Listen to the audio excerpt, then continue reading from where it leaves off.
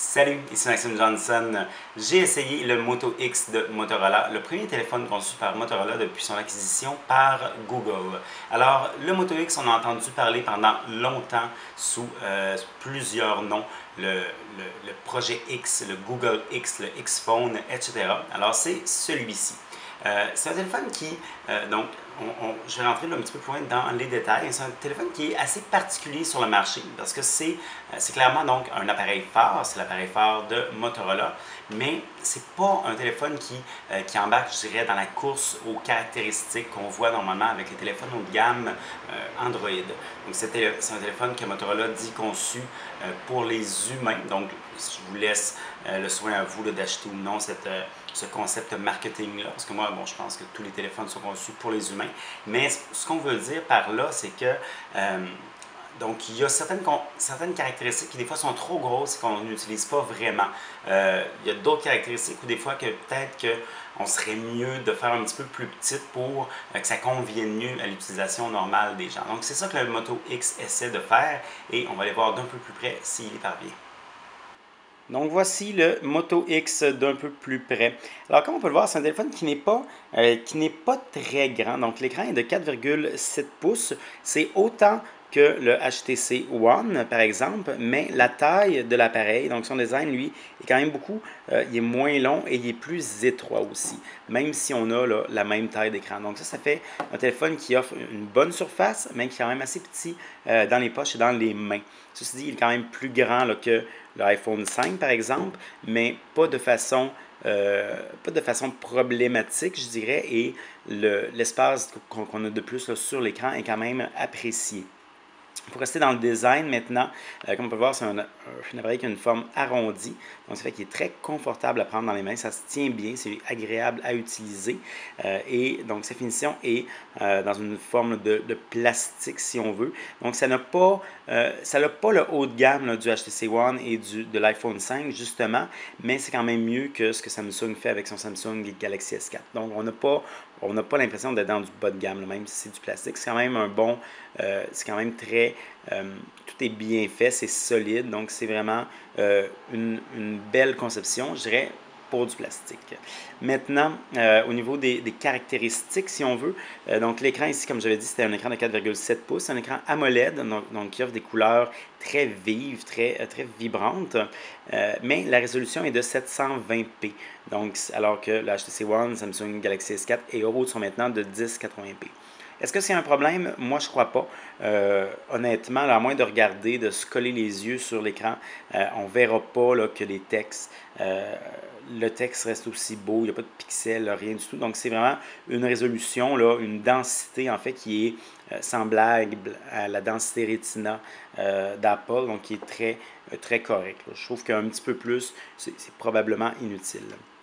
Au niveau des autres caractéristiques, donc, on a un processeur Snapdragon S4 Pro qui est en fait un Snapdragon S4 Pro. Donc, c'est la même marque que ce qu'on retrouvait par exemple dans le Nexus 4 l'année dernière, mais c'est une version modernisée. Donc, on a la même architecture que les Snapdragon 600 le plus récent, donc le Crate 300, et on a aussi un cœur graphique Adreno 320 là, qui est plus moderne. Donc, sauf que c'est un processeur à double cœur et non un processeur à 4 cœurs, là, comme le HTC One encore ou encore le Samsung Galaxy S4. Est-ce que c'est un problème? Pour l'instant, non.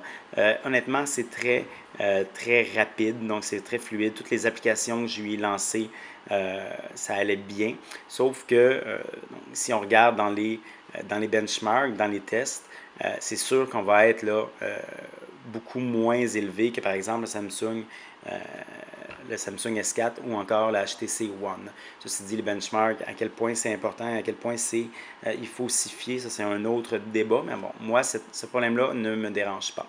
On a aussi donc 16 gigaoctets d'espace interne, c'est assez petit, surtout qu'on n'a pas de fente pour carte SD, mais on a 50 gigaoctets d'espace sur Google Drive pour compenser un petit peu. Et on a donc 2 gigaoctets de mémoire vive.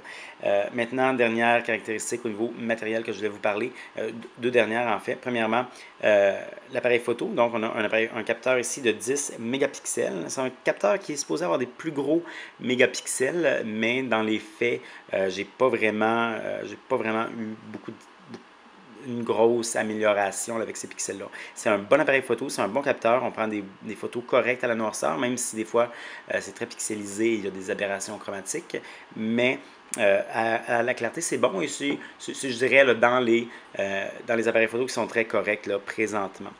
L'appareil photo, puisqu'on en parle, donc pour l'ouvrir, j'ai tout simplement à brasser mon téléphone comme ça. Et là, je l'ai ici. Et comme on peut voir, c'est une interface très minimale. Donc selon Motorola, il y a à peu près même pas 1% des gens là, qui vont dans les paramètres de l'interface. Alors, ils l'ont fait très simple. Pour prendre une photo, j'appuie et c'est tout. Donc, j'ai juste deux choix pour la vidéo et pour prendre l'appareil photo frontal. Et si vous êtes dans le 1% qui avait besoin des paramètres, pardon, vous glissez votre doigt et vous les avez ici, là, dans une petite roulette. C'est quand même, je dirais, un petit ajout là, qui est une interface qui est très que j'aime beaucoup. Donc, ça a la convivialité de l'iPhone, de la convivialité d'iOS, mais avec là, la puissance des paramètres si vous voulez y accéder, qui sont encore là. Puisqu'on parle de logiciel, d'interface logicielle, donc le Moto X est équipé d'une interface là, presque vanille d'Android. Comme on peut le voir, c'est vraiment là, tout ce qu'on a habituellement, l'interface de base, avec par exemple quelques ajouts logiciels. Donc, ce qu'on va revenir un petit peu plus tard là, dans les fonctions spéciales du téléphone. Le système d'exploitation, c'est Android 4.2.2. On peut assumer que Motorola devrait être assez efficace pour ses mises à jour, considérant que le logiciel est peu modifié et qu'il n'est pas et que la compagnie appartient maintenant là, à Google. Donc, on peut assumer ça. Ceci étant dit, ce n'est pas un Nexus, donc vous ne recevrez pas les mises à jour instantanément. Et d'ailleurs, l'appareil n'est pas équipé d'Android 4.3 pour l'instant. Au niveau des autres caractéristiques que je voulais vous parler, la dernière, c'est l'autonomie de l'appareil. Donc, l'autonomie permet, je dirais, d'atteindre donc la pile, qui est une pile de grandeur normale, permet d'atteindre Motorola annonce 24 heures d'autonomie. Honnêtement, c'est moins que ça. Donc, ils disent, eux, 24 heures, mais ce n'est pas d'usage continu. Donc, oui, vous allez vous rendre au soir, vous allez passer votre journée avec sans problème, mais vous n'en ferez pas beaucoup plus. Et donc, je dirais que le téléphone se classe dans la moyenne supérieure de téléphones Android, mais c'est très loin là, de ce que Google avait laissé entendre dans les mois là, avant le lancement du Moto X. Comme on l'a vu, Motorola a fait quand même quelques compromis avec son Moto X. Des compromis par rapport à l'écran, entre autres par rapport au processeur aussi, qui est donc un processeur à double cœur et non à 4 cœurs. C'est des compromis qui, je crois, sont très acceptables. Donc l'écran, vous ne verrez pas vraiment la différence de résolution entre un 720p et un 1080p. Vous ne verrez pas non plus la différence de performance entre un double cœur et un 4 cœurs. Est-ce qu'à long terme, ça va avoir un impact? Peut-être, c'est difficile à dire là, maintenant, mais comme c'est là, il n'y a pas vraiment un gros impact présentement.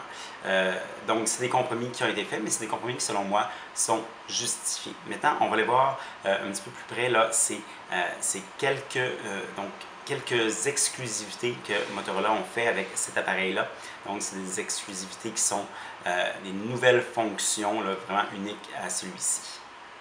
Alors, le Moto X a quelques fonctions exclusives dont j'aimerais vous parler. La première, on la voit maintenant qui s'allume à l'écran et ce sont les notifications actives. Alors, qu'est-ce que c'est les notifications actives? Donc, c'est une notification qui est intelligente. Donc, je vois l'heure et je vois la nouvelle notification que j'ai. Donc, présentement, c'est un message Gmail, mais ça pourrait être un message texte, ça pourrait être un message Facebook, Twitter, etc. Donc, tout ce qui va dans les notifications d'Android peut aller ici.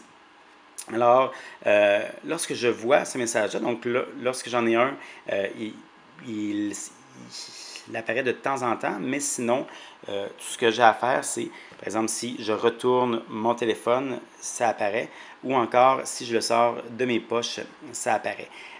Donc, pour que ça fonctionne, il y a deux technologies là, qui permettent ça. Premièrement, le processeur du téléphone, le système sur puce, en fait, a deux petits processeurs, dont un qui s'occupe de surveiller là, tous les capteurs dans le téléphone. Alors, si ce processeur-là sent que je sors mon téléphone de mes poches, que je retourne, etc., il active cette notification-là. L'autre technologie qui permet ça, c'est l'écran, qui est un écran OLED, donc AMOLED en fait. Et cette technologie d'écran-là, ça permet d'activer seulement les pixels qui sont demandés. Donc, comme on peut voir ici, lorsque ma notification s'active, tout le reste noir. Et ce n'est pas un faux noir, c'est vraiment... Tout le reste ne consomme pas du tout d'énergie. Donc, ça permet d'afficher ces notifications-là qui pourraient en théorie être demandantes. Donc, ça permet de le faire sans avoir là, à tout activer l'écran et donc à demander beaucoup d'énergie. Maintenant, ces notifications-là, ce qu'on peut faire aussi, c'est tout simplement les toucher pour voir c'est quoi. Alors, je pèse là-dessus et là, je vois, j'ai deux nouveaux messages donc je peux soit aller dans mes messages ou je peux aller tout simplement ouvrir mon téléphone ici. Donc, si j'avais juste eu un message, j'aurais vu la photo de la personne qui l'envoie et le contenu, les premières phrases du message. Donc ça, ce sont les notifications actives. C'est la première des nouveautés. La deuxième, c'est les fonctions vocales. Donc, qui permettent de faire fonctionner la reconnaissance vocale de son appareil, même si on n'y touche pas, simplement en prononçant quelques mots. Alors, ces mots-là, c'est ce qu'on appelle du hot wording en anglais. Donc, c'est ton téléphone écoute constamment pour entendre ces trois mots-là précis. Et ça, encore une fois, ça fonctionne avec un second petit processeur là, sur le système intégré qui, lui, écoute uniquement pour ces trois mots-là constamment. Donc, même quand l'écran est fermé, quand je n'y touche pas, même si j'écoute de la musique et que je suis avec mes écouteurs, mais il va quand même écouter pour ces trois petits mots-là. Alors, ces mots-là, c'est OK Google Now. Donc, dès que je les propose, dès que je les dis, pardon, la reconnaissance vocale de Google Now s'active. Maintenant, cette partie-là de hot wording fonctionne super bien. Malheureusement, la reconnaissance vocale, elle, c'est un peu limité. Donc, il y a différentes raisons qui expliquent ça. Premièrement, on n'est pas optimisé ici pour le canadien-français, on est optimisé pour le français de France. Ça, c'est clairement quelque chose qui nous nuit. Mais aussi, là, les fonctions, les fonctions que Google Now, les fonctions vocales que Google Now a, sont beaucoup plus limitées que, par exemple, Siri d'iOS. Donc, ça marche correct. Ça va être apprécié, par exemple, si vous êtes en voiture, mais ce n'est pas, du moins en français, là, ce n'est pas si exceptionnel que ça pourrait l'être. Disons qu'il y a encore place à amélioration là, au cours des prochaines années. Il y a une autre petite fonction exclusive que je vais vous parler, et c'est Moto Assist, comme on voit ici. Donc, Moto Assist, ça permet d'automatiser pas trois fonctions, mais trois moments. Alors, lorsqu'on dort, lorsqu'on est en réunion et lorsqu'on est au volant. Donc, lorsqu'on dort, tout simplement, on dit l'heure à laquelle on dort normalement. Et donc, on peut avoir une application. Malheureusement, c'est assez limité. Donc là, ici, c'est garder le silence. Donc là, c'est pas très intéressant. Il y a beaucoup d'applications tierces qui peuvent faire ça. En réunion, donc si j'ai une réunion dans mon agenda, on peut avoir donc soit garder le silence, soit faire une réponse automatique, etc. lorsqu'on a des messages. Encore là, ici, rien d'exceptionnel. Il y en a une qui est plus intéressante maintenant et c'est au volant. Donc, au volant, ça lui permet de détecter dès que je conduis. Donc, je n'ai pas besoin d'ouvrir l'application, rien. Dès que je suis au volant, en fait, pas au volant, dès que je suis dans une voiture ou dans un autobus, le téléphone, grâce au GPS, sait que j'avance vite et là, il peut soit me lire les SMS que je reçois et aussi reprendre l'écoute de la musique.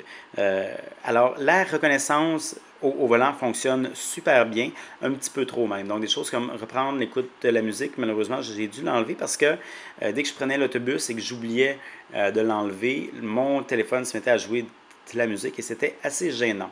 Me parler maintenant, c'est une fonction qui, je trouve, qui promet beaucoup, mais malheureusement, pour moi, ça marchait mal. Ça refusait de me lire les messages textes, mais bon, j'ai un modèle là, de pré-production du téléphone. J'imagine que ça devrait fonctionner là, avec les modèles normaux. Donc ça, c'était les trois, je dirais, trois des principales exclusivités là, du Moto X. Il y a une autre exclusivité avec le Moto X dont je n'ai pas parlé et c'est son assemblage aux États-Unis. J'en ai pas parlé, pourquoi? Parce qu'en fait, au Canada, il n'est pas assemblé aux États-Unis, donc ça c'est vraiment une exclusivité américaine. Au sud de la frontière, on peut commander son téléphone qui est fait localement et on peut aussi le personnaliser. Donc on peut changer la couleur à l'arrière, à l'avant, la couleur des boutons, etc. Il y a en tout 500 combinaisons possibles. Mais malheureusement ici, on n'a pas ça. Ça va peut-être venir éventuellement chez Motorola, on dit que c'est dans les plans. Soit une fois que l'usine va être rodée un petit peu mieux. Ceci dit, est-ce que ça va venir avec le Motorola dans quelques mois, avec le Moto X pardon, dans quelques mois, ou est-ce que ça va venir avec son successeur ou avec un autre appareil de Motorola? Ça reste à voir. Sinon, écoutez, c'est un téléphone que comme je disais, j'ai beaucoup aimé. C'est un téléphone que je trouve qui est agréable à utiliser donc c'est un téléphone qui est conçu pour le grand public et je crois que le grand public devrait beaucoup l'apprécier. Ceci dit, c'est quand même un téléphone qui a des inconvénients. Son principal est vraiment son prix. Donc c'est un téléphone qui est vendu 189 $ avec une entente de 2 ans chez Rogers. C'est 10 $ de moins que le Samsung Galaxy S4, mais 20 $ de plus que le HTC One. Donc sensiblement les mêmes prix, mais ces deux autres appareils-là sont beaucoup plus performants, ont des caractéristiques plus dispendieuses. Donc le consommateur qui regarde, qui essaie de comparer deux téléphones, qui va se fier forcément aux caractéristiques, il va s'attendre à ce que le Moto X soit moins cher, ce qui n'est pas le cas. Et bien évidemment, cette attente-là est quand même raisonnable.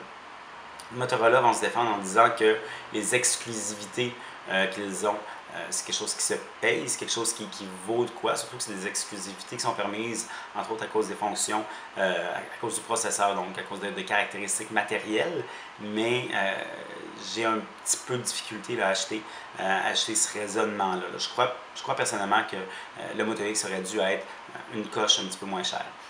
Mais bon, on va voir maintenant si les gens si ça va les arrêter ou non. Dans tous les cas, je crois que c'est vraiment un bon téléphone. Je crois que Motorola est sur, je dirais même, une bonne lancée avec celui-là. Et j'ai bien hâte de voir ce qui s'en vient par la suite.